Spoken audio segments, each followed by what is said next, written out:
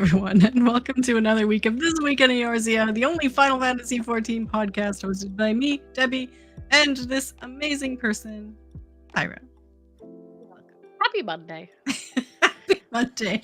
Like, I am a bit of a wreck right now. I haven't planned anything. My headset isn't working. My microphone is way too, or my music is way too loud. Like, everything's just chaos here, but that's how we roll on a Monday. Listen, Mondays suck, and this is at least the brightest part of a Monday for me. So we'll make it work, even if it's a little bumpy. There you go. There may be some weird sounds and stuff on account of the fact that I'm not using my normal setup, but we'll roll with it. If you hear Discord going off, I tried to mute it. Microsoft kind of has its own thing, though. Like, you can try to mute whatever notifications you want, and sometimes they'll just come through anyway. Yeah, they're trying to reach you about your car's extended warranty. Right. Exactly. We got a lot of Final Fantasy news, though, so we're going to try to get through it all. We missed last week, and we were like, oh, okay, there's just been a couple of news articles. That's fine. Not too much going on. And then the patch dropped, and then there's been more articles, and then there's a bunch to talk about with FanFest, and Yoshi B has been busy talking to everyone and everything. And let's just get straight into it. So for news, well, I guess for Lodestone first. Let's see if we can share some Lodestone. So, yeah, because we got 2 weeks, which I also apologize for not being here last week, friends. Sickness. So, Sickness. Yippee. Still recovering. Okay, so patch 731 dropped. We'll talk about that. There's another sound. There's more music. There's more music. Available for purchase at participating retailers. Tokyo Game Show is going to be. Does it even say when? I forget about Tokyo Game Show. Yeah, so it's gonna be September, so end of this month. I guess there's business days and public days. I haven't really followed Tokyo Game Show before, but it feels very much just like a kind of a gaming convention. Looks like it's part business only and part public. They'll be handing out a special fan from time to time.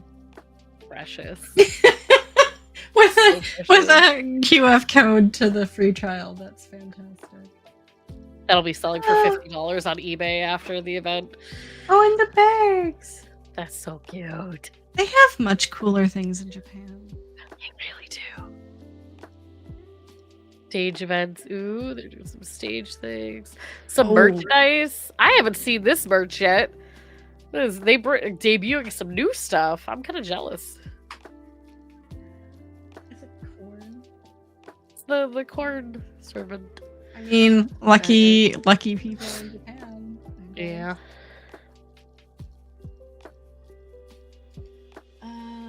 They've got another story in the Tales Under the Golden Sun. If you want to read these, like, they have them for every expansion. You can view them on the FinalFantasy14.com website. And they're just like mini stories based around NPCs and other characters in the world that kind of elaborates on them a little bit.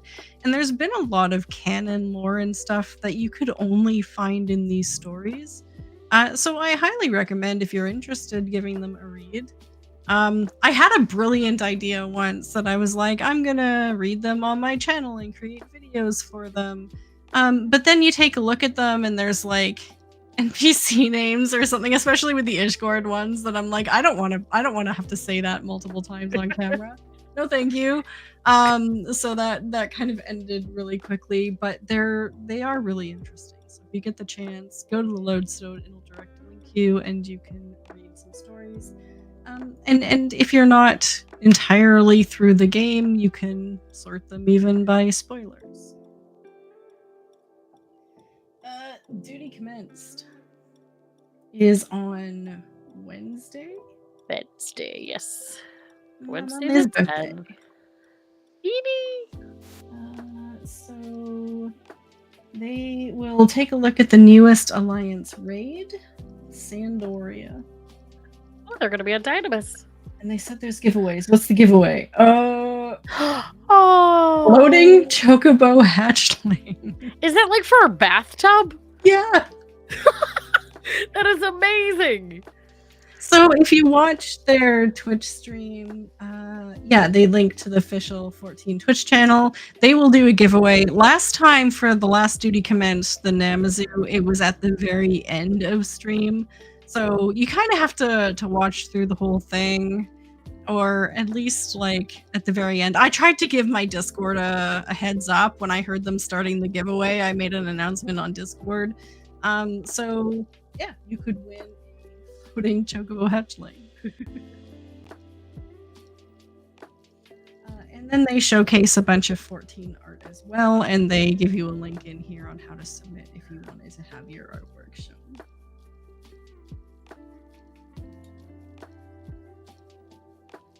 And I think that's it. For Lodestone anyway. So patch 7.1 dropped. Well, 7.3.1, sorry. Patch 7.1 dropped some time ago. Patch 7.3.1 dropped. Was it No, it was just this Tuesday. Oh, it was this past Tuesday. It was this past Tuesday. Yes. What year is it, Pyra? Quick, what year is What day it? is it? I don't know. This past Tuesday was patch 7.3.1. You're right. It dropped a couple of things. So it dropped the new relic quests, it dropped the new world and cosmic exploration. What did you get up to? What did you get up to first? I haven't touched the Feta expansion yet. I haven't touched cosmic exploration. I have unlocked my phantom weapon upgrades for the next kind of chapter of the relic, and I started trying to. And I say trying because being sick for the past week, it's like I haven't been sticking to a consistent schedule. But since the patch, I've been trying to do my daily roulettes every day, since you have to do 4 different roulettes to kind of like consistently to add up your points. So that's all I've gotten to in the new patch. How about you, Debbie? Well, I unlocked both. I've gotten just under halfway, I think, on my Phantom Relic grind. Nice. And I've been to Fena. I've done a couple of the advancement missions because someone gives me a heads up, and I go there and I participate. But that's kind of been about it. Now, one person in my community, not naming no names, though everyone who watches me probably knows who it is, has already completed all of their Fena relics for crafting and gathering. So the word is it's not as much of a grind as the moon was. So I'm nowhere near it. I've only finished one moon relic, so it's gonna take me a while. That's kind of on the back burner. I feel like I know exactly who it is in your community. That's just like, right? It's like getting everything now. No stop, only go. Yeah. Now, what do you think of the light grind that we have for the relic weapon? So last expansion, we complained there wasn't a grind. This time, there's a bit of a grind. What do you think? Is it too much? Not enough? Just right? I think it's okay. I don't hate it, honestly. Like, it's the one nice thing that I do like going back into it is I'm kind of getting this weird nostalgia pine for certain like dungeons I'm in, for instance, of like, oh, I haven't been in this content in a hot minute. So I mean, it is kind of nice like having the opportunity to go back through. I also would say like another thing that I really like is that you don't have to go on the job that you're getting the weapon for, which is huge because I'm a black mage main. However, Qs suck for, like, let's just be real, Qs suck for DPS. And so, like, for dungeons and things like that, so, like, it is nice to be able to, like, pop onto Sage or pop onto, like, something that is in need, a job in need, and like try to like get your light that way. So I don't hate it. I mean, it seems like if you get like a Crystal Tower series or like Circus Tower on your Alliance raid, like you're kind of boned and you're stuck for like a half an hour, which kind of sucks. But yeah, I don't hate it. Yeah. So, hello, Prince. So apparently, you get a bonus for each one that you do each day. There's like a daily bonus, but also depending on the level, you get additional points. So like something level 50 isn't worth as much as like a level 90 or level 100, whether it's trial or raid or whatever. But there are people who are spamming them. I've been able to get into all of them on Hallie. Like Hallie is hopping right now because everyone's trying to get it done. You only have to do it the once. So once you unlock it, then you just need tombstones for the other relics. And it's about, I don't know, 4 or 5 days if you do it every day ish. Give or take, yeah. I know I Mr. Happy grinded it, and I think he was still doing it on the second day. So it wasn't something, even if you were doing it constantly, you could have gotten done in one day. For most people. for most. Asterisk, some people probably did. Kudos to you. For most people, probably more than one day. You know what? I don't think that's bad. Even if it takes me a week or two, considering it's the only grind step of this, it's really not bad. Especially with you only have to do it once. Like, I do appreciate that this expansion where it's not like, okay, I did it for my Black Mage, now it's time to do it for the next one and the next one. Like, it's with the amount of jobs there are in the game now, like having it where there's like one moment of grind and then you can kind of like just use tomes, which are fairly easy to get nowadays. It makes it a lot more reasonable.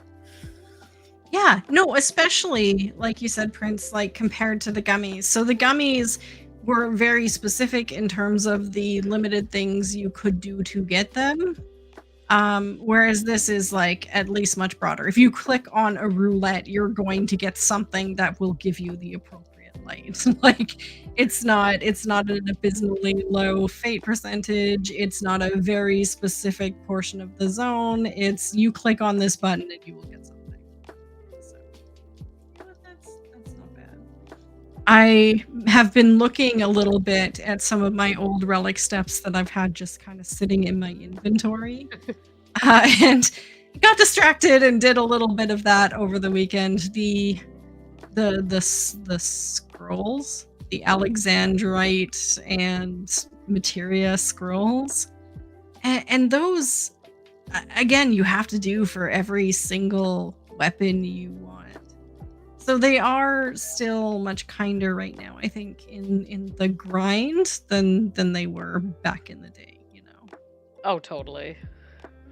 And it still gives us, I like how it, like, one thing with Endwalker, the just tombstone straight across was so boring. It was like, this is too easy. So like having this is kind of like a nice balance where it's like, you're gonna have to work for it, but you're not gonna have to kill yourself over it.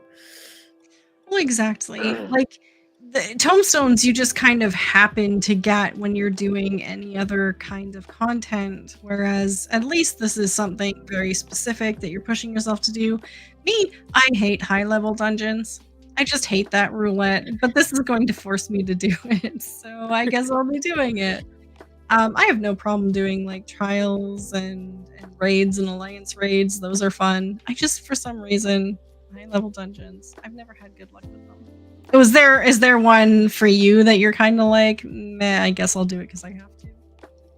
I kind of feel like that with the alliance raids because it's such a alliance. The more people you include, the more you open the door for chaos.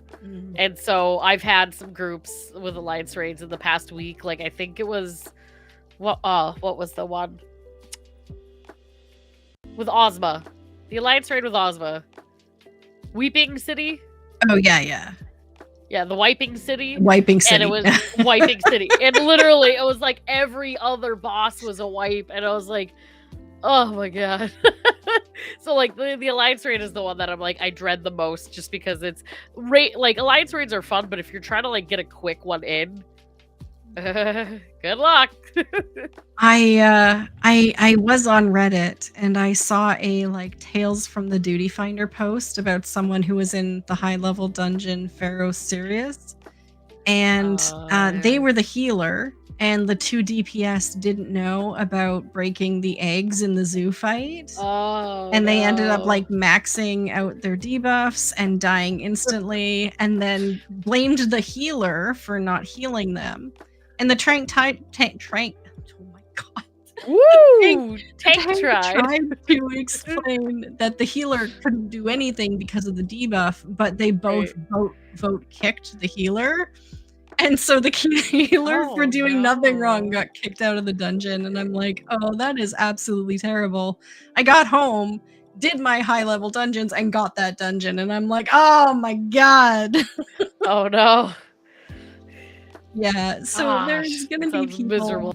Yeah, doing content maybe that they're not familiar with, especially with like a high level dungeon roulette. That's so many different dungeons, and it's probably been a year or two since most people have done it, you know, if they've done it in the last year or two. So kind of cognizant of being kind to people who maybe don't understand the mechanics. Back in the day, dungeons used to have mechanics. Yeah. Yeah, that's the tough part too, is it's like having the understanding and like knowing to like try to be helpful and nice, but then also just like melting in your chair like, I'm stuck. Starter. Well, that's it too. Like, especially if I'm on my PlayStation, my keyboard is usually on the other side of the couch, and I'm like, is it important? I'm only gonna say something if it's important. Yeah. I'm also the type of mentor too, where like, if it seems like a group is struggling, I will try to be like, if anybody needs help, just ask. And at a certain point, it's like, well, if they keep dying, they didn't ask. Like, I'ma just let them have their first time experience and hope for the best. Yeah. So you know what? I appreciate it. I haven't completed it yet, but you know, I'm having fun just kind of grinding this out for right now. And I haven't looked to see what the weapon's second stages look like. But I look forward to kind of updating with my thoughts and opinions on that once I start to see it. I know you could probably go online right now and just search them, and someone's data mined all of them or whatever. So there are videos. Exactly. So if you're super curious, you can find out, but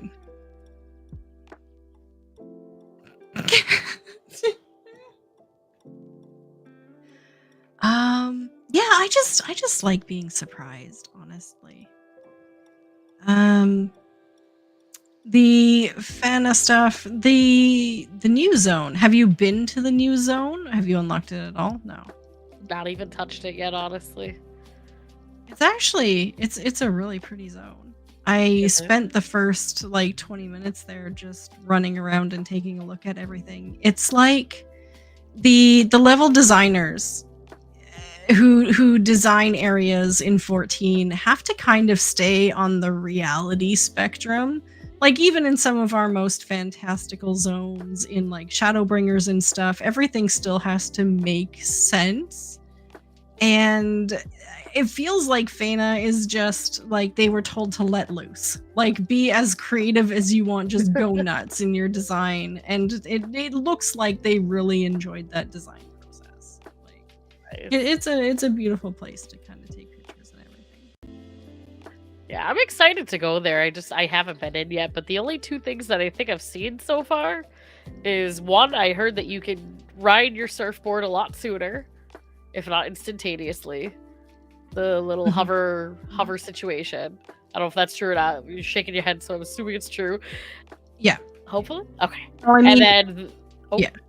Sorry, you can mount right away. But like by the time I logged in that same day, even Hallie had unlocked like the byways around. So oh wow, yeah, gotcha. And I've also seen the mount, the little the space dommel. the what? Or there's No. a space dommel, and then There there's like the Scoopy truck thing. Yeah, The Scoopy truck. I called it a dump truck, and then was like explicitly told it is not a dump truck. It is like a Scoopy truck. That What do did you your call husband tell it? you that? Because I feel like that was the. It's not a dump truck. I was during map night. I made a mistake. Mistakes were made. I feel like a dump truck is a better explanation of what it is than the Scoopy truck. what The is Scoopy it? scoops. Bulldozer. Yeah, Thank you, Zoem. Bulldozer. Bulldozer. Think so. Debbie needs to go back to elementary school and learn her Scoopy drive. scoop. You know, the Scoopy scoop truck. Sure is a dump truck. This is a bulldozer. It floats. It's got jet powered tires. All magic. No. So I mean that's really fun. So I mean we've been kind of loving this content. The only thing that kind of is getting me right now is just there's so much going on. I feel like I don't know what to do. I feel like there's so much that it's hard for me to narrow in and choose something to do. I will say I am glad that 731 was just a couple pieces. Like I know they did a couple like quality of life things, but like overall just the content wise, it was just like here's 2 more pieces. And then like we'll come back for more because then it's like it gives you time to get into it because you're right, like there's so much to do right now. So it's like, you know. The other thing that happened at the same time was they buffed Palace of the Dead because Palace of the Dead is a requirement for the new deep dungeon launching in October. And Yoshi P, we'll touch base on the interviews quickly, has been very adamant in pretty much every interview he's done that he really is depending on as many players as possible trying this new deep dungeon and giving him feedback.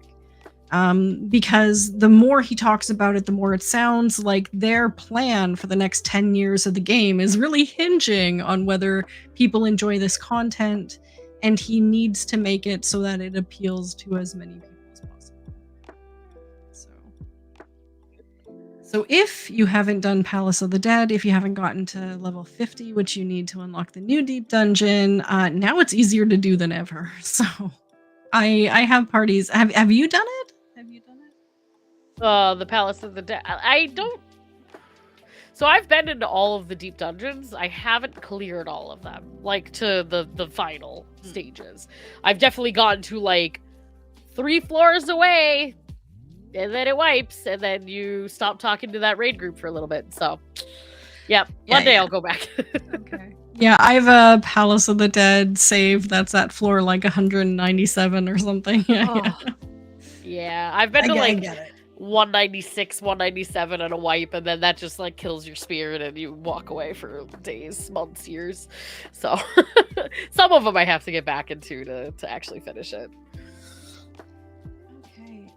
So like upcoming events, really the only thing we need to touch on today is that the Rising is ending in just a couple of days. And if you haven't done it, make sure you do, because there might be some FOMO there.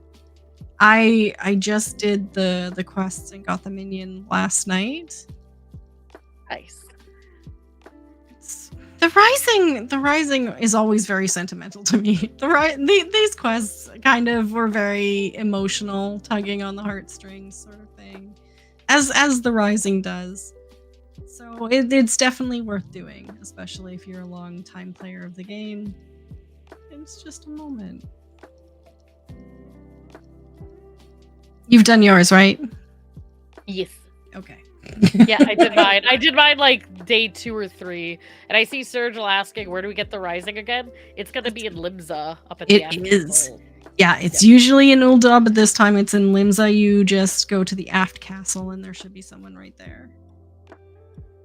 Yeah. Community check. Just asking in the comments and in chat, what have you started on? Have you started on the Phantom Relic grind, or have you started on the Cosmic Exploration grind? Let us know. There might be a poll. It depends on if Debbie can get her poop in a group. Haven't heard that phrase before. It's like getting your bleep together, but it's getting your poop in a group. Yeah, I've heard ducks in a row. Oh, okay. Okay. Ducks in a row. I'm gonna have to use that one now. There you go. Tip of the week. I saw in Discord today that one very unfortunate person in my Discord accidentally abandoned their relic quest after completing the light grind instead of completing it and getting their weapon. Because it does show a quest above Geralt's head while that thing is active, and you can click on it to abandon. So just a heads up that is a thing, and please don't do it, because that is super unfortunate. Yeah. So they had to start their grind over. So don't click on Geralt until you've completed that quest, because there is an option there that you can accidentally abandon that quest. So. That sounds terrifying. Don't even look at him. Just don't even look at him until you're. That's right. Like, let him go drink somewhere, finish your light grind, and then go to. Wait till he puts a shirt on, which will never happen. So just don't even look at him. Geralt's always getting in the way. Yeah.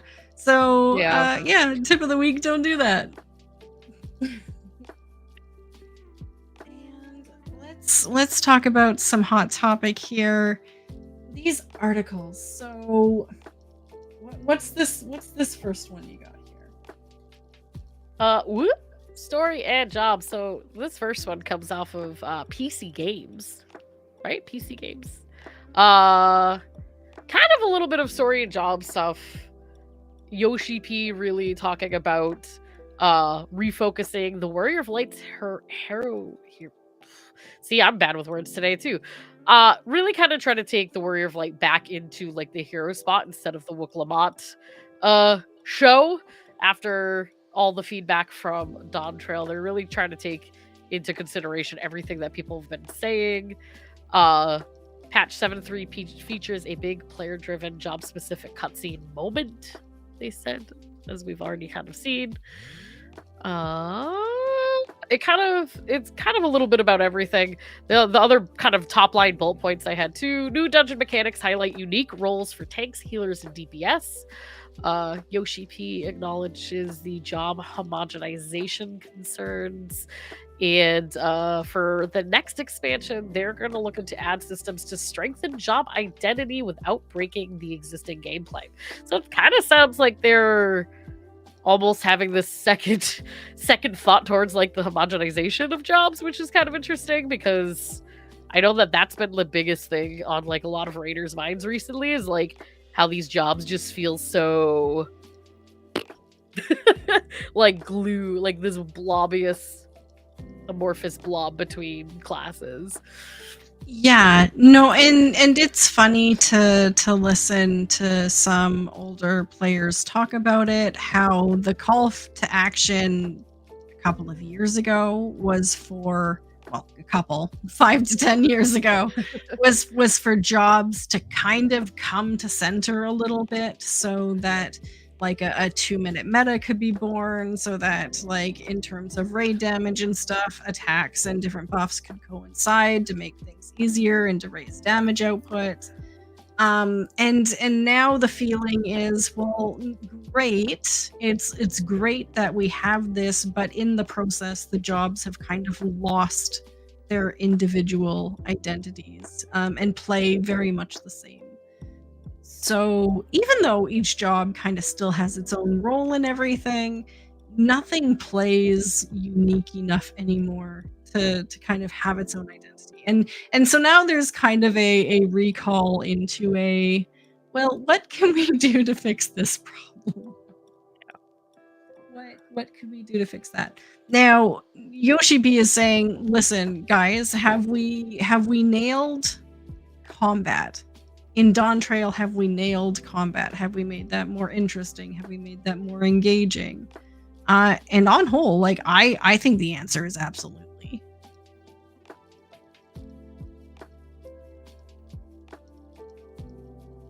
Yeah. Yeah. No, sorry.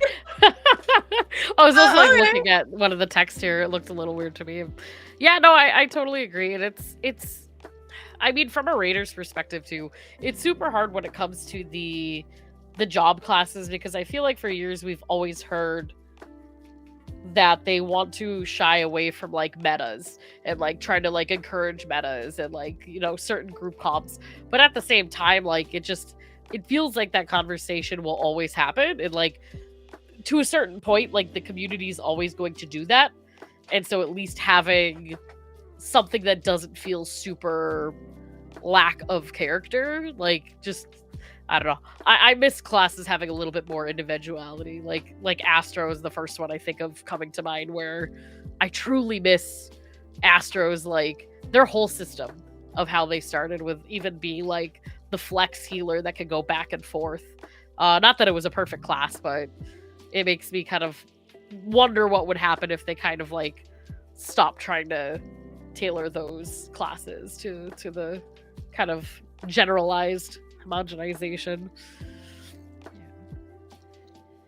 So he's really looking towards what do we do for the next 5 years right now.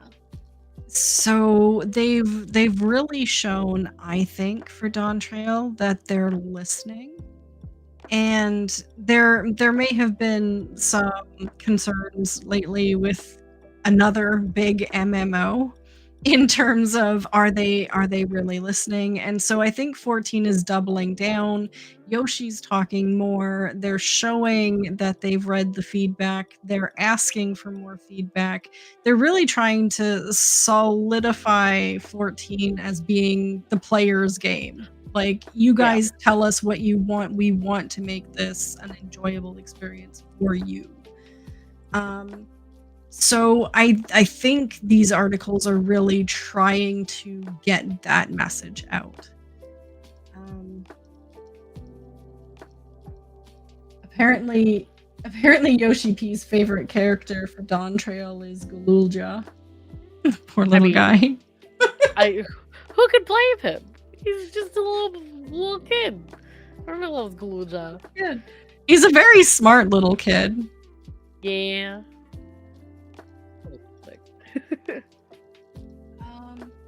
So yeah, he talked a little bit in this one also about the puzzles in the 7.3 MSQ, and how he knows that there are a lot of players who like just skipping the MSQ to get to the next extreme trial faster, and how these puzzles kind of slowed down progress for those people, but he felt it was more engaging for a lot of other people, so he thinks that went well. Of course, if you have a different experience, yeah, let us know. They didn't take too much longer to clear, and I didn't have to look up a solution, so I was fine with it. What about you? I'm sorry, you cut out there. What was that again? The Resident Evil puzzles, the locker, the photo locker. Oh, that was. I actually like those quests, honestly. Like, it gave me a sense of kind of going back and like doing the dirty work without doing the dirty work, and we got a lot of really good memes from them. There we go. And a lot of I like it.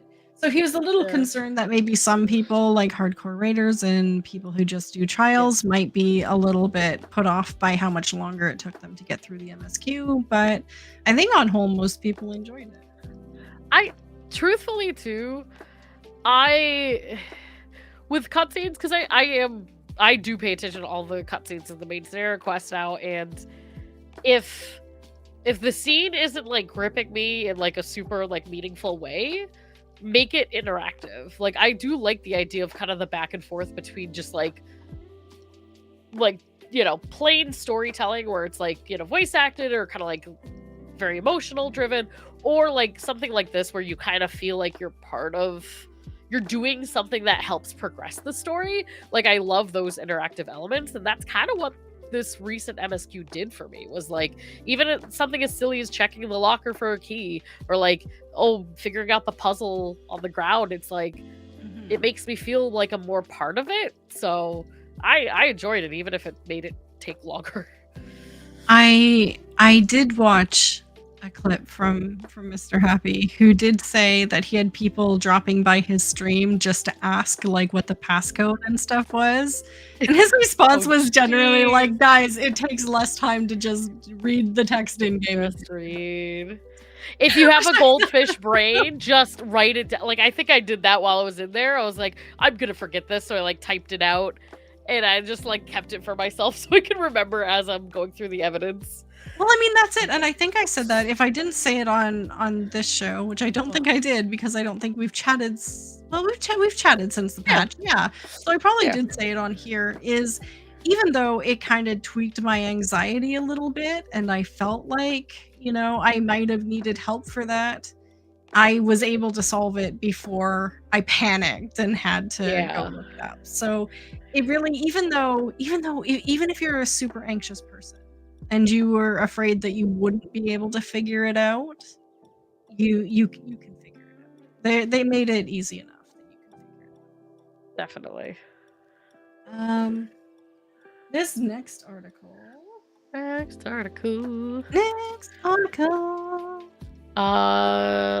TechRadar.com. This was another Gamescom interview. It feels like Yoshi P was incredibly busy at Gamescom. All about Monster Hunter, Beastmaster, and collaborations that he'd like to do next.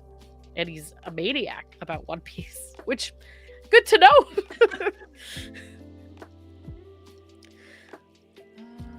So I even forgot if we've announced this since our last time doing the show, but we're getting a Monster Hunter crossover again. Monster Hunter Wilds. And they showed, was it Omega? Omega is going into the Monster Hunter game. Yes. Omega's going into Monster Hunter, and then we are getting the fake chocobos. I keep wanting to call them like rainbow chocobos or fake chocobos. Well, we're fighting Arkveld. Yeah. Yes. Oh, I'm talking like I was looking at the second image down. We're getting the oh yeah, that's the Monster Hunter chocobos. What are they actually called? I don't know, but I'm gonna keep calling them rainbow chocobos.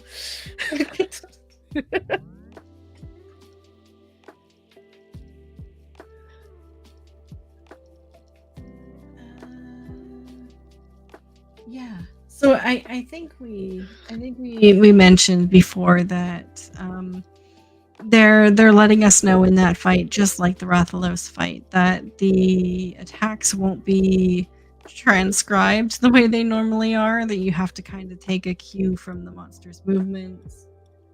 It's gonna feel more Monster Hunter-y. Yeah.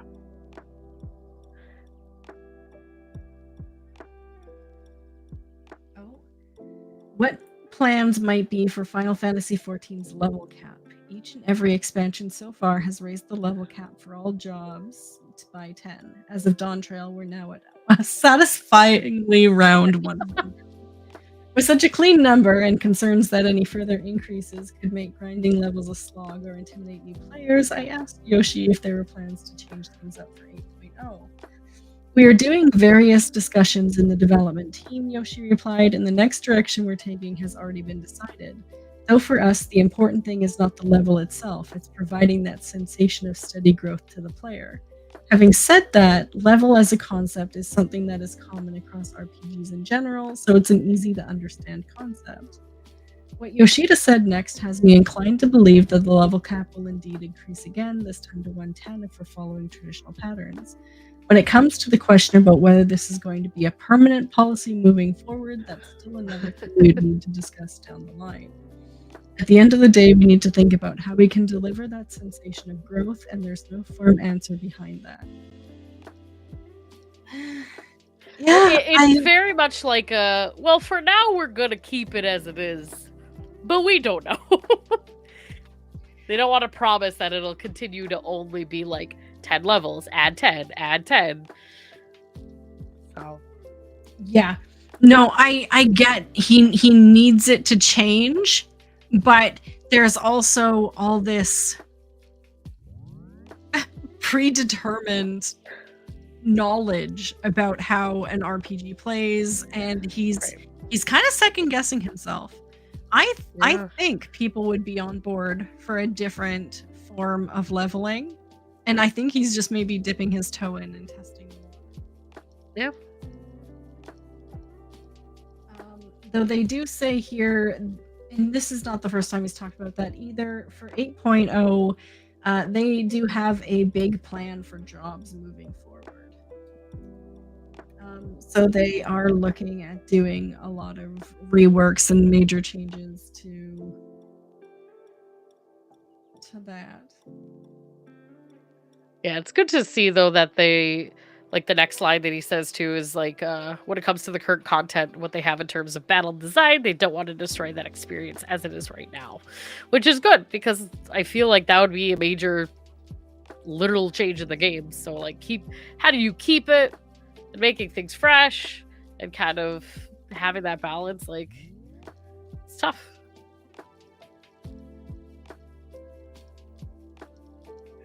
So Beastmaster in 7.5, it's a limited job. He kind of says that Save the Queen will be important, but he's not going to say it's going to be required. Yeah, I think it ties in, but like you said, like I don't know if it looks like it directly ties in. So I wonder if it is going to be a requirement in the end. I don't think it would be the worst thing since that's Shadowbringers.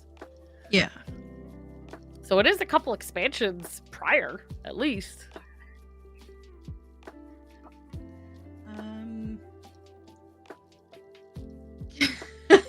They ask him about whether their collabs might be possible. And he says like Diablo. He would love to do a Diablo collab. Interesting. Yeah. He also says like he's a big fan of One Piece and he's a super fan of Evangelion, but Diablo. What do you think of Final Fantasy XIV Diablo? I've barely played Diablo 4. That's the only one I've ever touched because I had a friend bought it for me to get me to play. I feel like the only things I know about Diablo is that it's very dark, like in theme and in look. Like it is very like kind of borderline gore and like dark and like grueling, and like that's kind of something that's really nice about Diablo. I don't know how that would translate to 14 at all. Like 14 just seems like even in its darkest moments, it's not that gritty. So I'd be very curious to see what kind of crossover that would be, but I don't know, from going somewhere like Fall Guys and Yokai Watch to Diablo, it's like it's a little opposite side of the spectrum. I think maybe 14 is going through like a midlife crisis or something and trying to feel cool again. You know, there are crossovers in the world like Baby Metal, which is like metal and cutesy Japanese girls. So I mean, anything's possible, you know? Yeah. No, that's fair. What is this? Oh. I think I brought up the right article. I think I copy and pasted. Copy pasta. I think this is the one. I think this is the last one here. Let's For take Video Games Chronicle. Yeah. I've heard this one line so many times in the past week, which is that Yoshi P hopes that people don't forget that like game devs are people too. And as soon as I seen that, I'm like, who hurt him? I personally want their address. I want to find. Yeah, people have become very.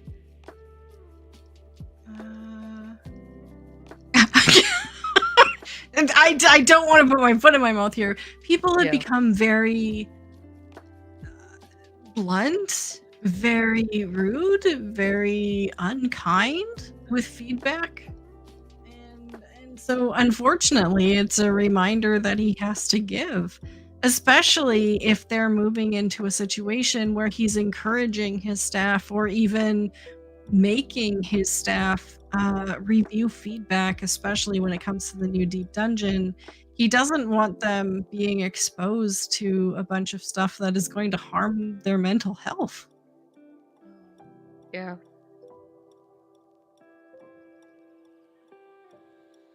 So I mean, if they're moving in a phase of the game where they're putting players first, we have to be cognizant of what we're saying to these poor people who are just trying to give us a game. Yeah, and it's kind of, without getting into it too deep about like this topic in particular, like it's getting a little too common too, where it's like instead of just having the criticism, there's like it's like an attacking kind of like commonplace, which is just, it's a little sad. It's a little sad to see like that humanity kind of lost amongst the digital realm. Yeah. So Yoshi, it feels like to me, and I know we've said it before, that he has been absent for the last couple of years, almost since the time he was working on 16. He's kind of stepped away, hasn't really been vocal, hasn't been community focused in terms of speaking up and delivering news and that sort of thing. But it feels very much like that time of troubles is over, that he's back now. And that's the impression I'm getting from these articles, is him letting us know he's back. And honestly, I think that's the best thing for the game right now. Absolutely.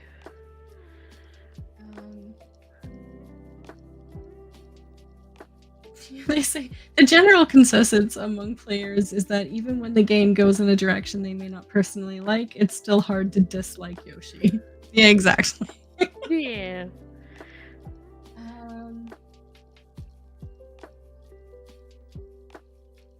Oh god, okay. There's been so many of these. I'm trying to recap as I read it. They were talking about a Switch 2 port. We'll see. Okay. More things, of course, about Monster Hunter, which we kind of covered a little bit.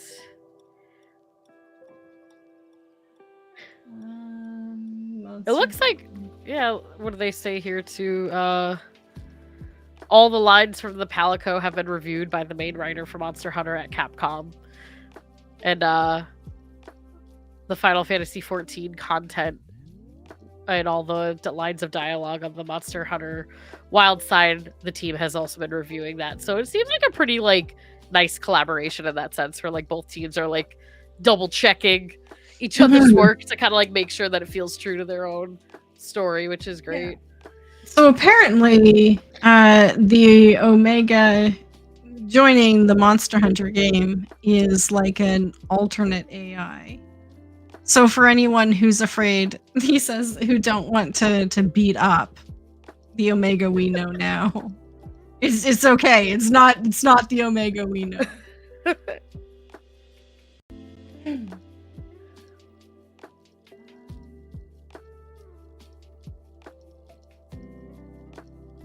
Anniversary of Final Fantasy XIV in its A Realm Reborn version.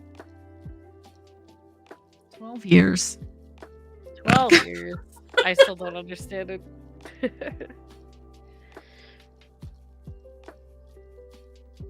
Yeah, so it looks like they were talking a little bit too about just kind of like new player experience and the length of time, like always try to consistently come up with new things, but also like making sure that there's a balance. Like I know they mentioned at the top there how Xbox players just got the game.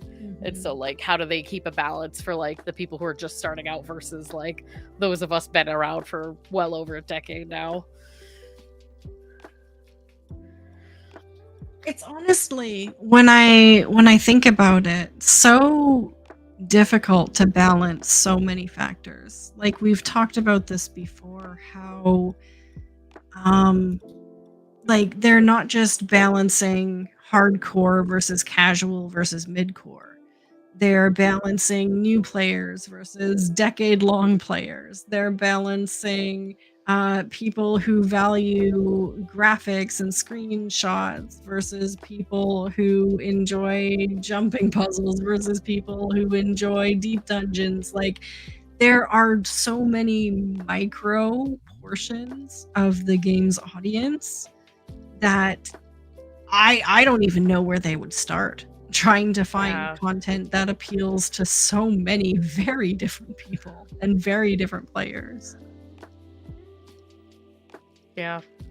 I mean, the one thing too, like that I take away from these interviews just as a blanket statement is kind of what stuck out to me. What you said was how Yoshi P's kind of been silent for the past couple of years, or at least has been more of a backseat role, or like obviously he's been working, but not so vocal, not so like in the public eye. And so it's really nice and refreshing seeing all these interviews come out, because I feel like, I don't know, like as a player who does, I do also have like concerns of the game, and like, I have a lot of investment in this. Like, it is really nice to see that they're kind of always thinking of like the balance and how things play out, and like how they want people to respond to the new content and how they want the feedback. Like, even though it's things that are pretty obvious, it's nice to just like hear that for me, like, or at least like see it, like see that he's like acknowledging it, even if it's stuff that we've heard for years now. Like, it's just good to kind of like get that reassurance.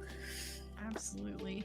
And I don't know if we saw the article where he really covers it, because these are just 3 of the many interviews over the past couple of weeks. Like, there are so many. But he has doubled and tripled down on guys, please play Pilgrim's Traverse and let us know what you think. So he can't overstate right now that they're kind of on a precipice, and this is kind of determining where they put their manpower into the game design for the next like 5 to 10 years. So it very important, like whether you play deep dungeons, whether you don't play deep dungeons, if he's asking for that feedback, it's really important, because you can't play it and be silent about it and then 2 years from now be complaining that the game is horrible and you hate it, because, well, he asked. And if it's the vocal minority that he hears, then the game is going to go through another really rough spot, right? We want to make sure it's the majority of people he hears.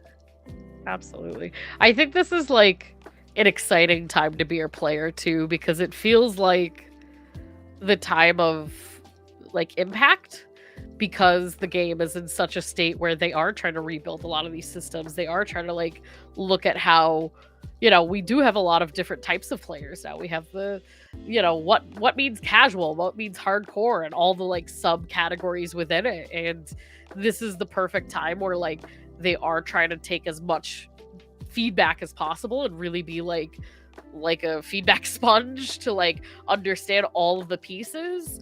And so like it's an exciting time as a player, because like if you give that feedback, like even if it's not 100% the outcome at the end that you wanted, like you could almost feel like you are part of that in some way. Like if you're able to kind of like go through it, give the feedback, like this is a time where like we can almost feel like we have made an impact, on how the game is going to be shaped. So I'm excited for it. Like, I'm honestly excited to see how all types of players come and try it, and how it works for them, because it very well could be the way that things are permanently in the future.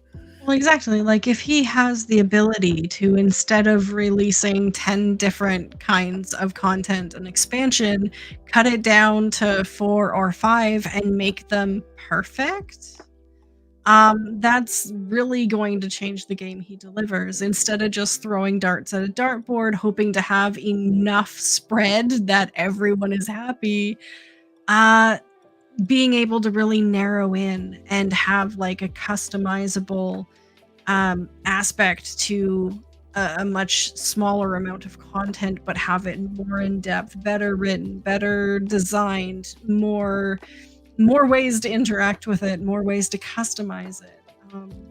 We're really talking about the next life of 14, and what it's going to be like. 8.0 is going to be the next 2.0 sort of thing. Because really he's had to pick the game kind of out of the ashes again. And I can't remember what interview he said it on, but I did read something from him this week where he basically admitted, he's like, we feel like we lost our humility.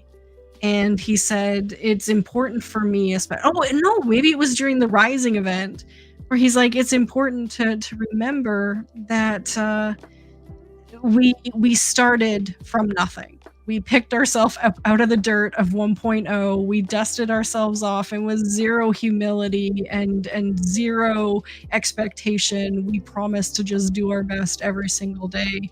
And it's something maybe we've forgotten, but we need to start up again.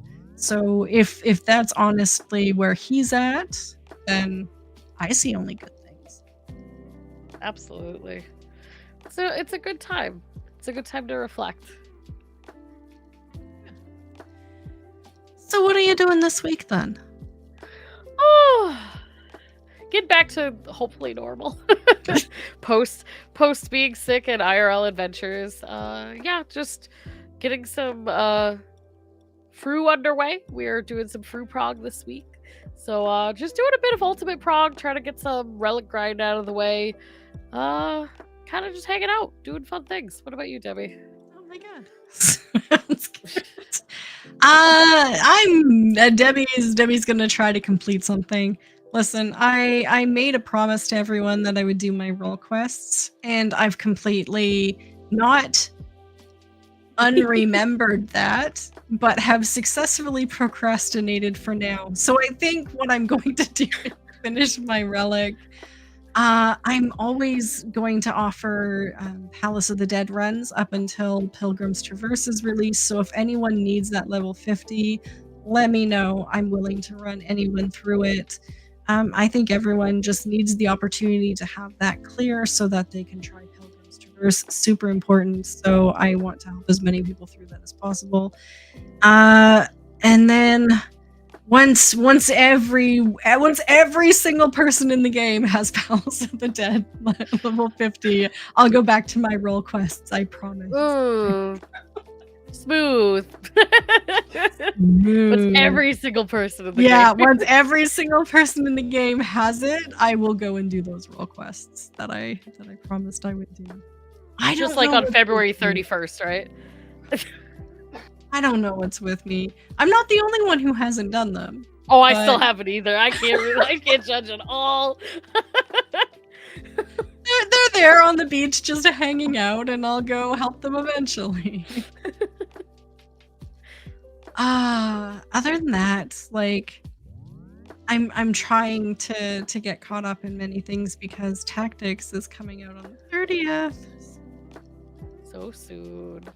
While you're doing that, I'm gonna be daydreaming about FanFest and if I can get tickets, and when they'll tell me when they're giving tickets, and when they'll tell me that it's probably lottery that I won't win again. Yoshi.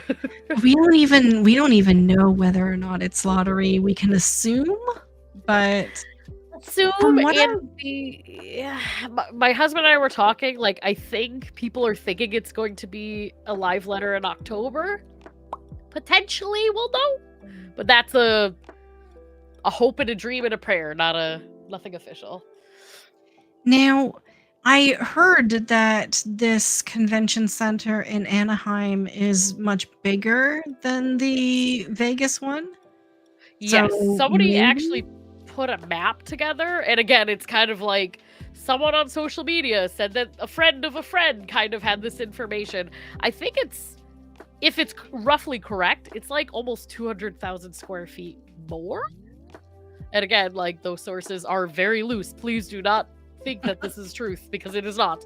But it is a big chunk more than the Vegas Convention Center. Right. So, I mean, if nothing else, there might be more tickets up for grab. Or maybe they might not feel like they have to do a lottery. I don't know. I will say, if you feel like going to California, it's also across the street from Disneyland, so at least has more than just Vegas, which I've never been to Vegas, but desert casinos. It's really all you got in Vegas. Your friends just said that too. It's like right next to Disneyland. Yeah. Yeah, like, I looked at a map because I did impulse reserve a hotel room that's fully refundable if need be, and it is literally across the street from Disneyland. Like, whoop-pow, you can see it from there. So yeah. So apparently, like, this is completely, I've completely derailed the conversation now. Sorry.